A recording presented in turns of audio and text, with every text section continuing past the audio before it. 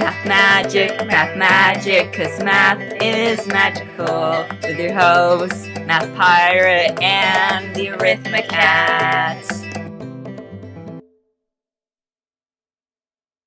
Ahoy, mateys! This is MathMagic. I'm the Pirate. And I'm the Arithmecat. And we're fun and exciting.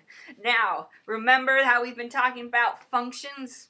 Well, now you can take those functions, flip them around. Make them negative. Turn them out. Turn them out. Turn them out. So, how can we make a function negative and or an inverse function? How do you do that? Well, you have to remember that f of x. F of x means y. It's equal to y. Mm-hmm. But when you do an inverse function, you write it f negative 1 of x equals y. Equals y.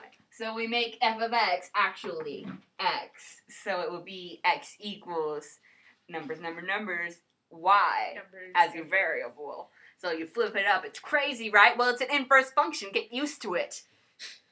So, since we flipped that around and made it x equals y variable, then what do we do?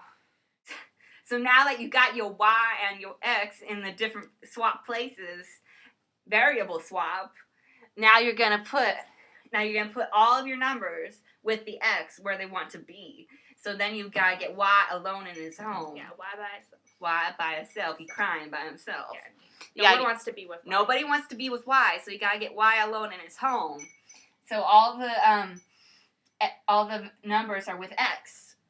So then we have what we started with, a y alone on the other end of the equation.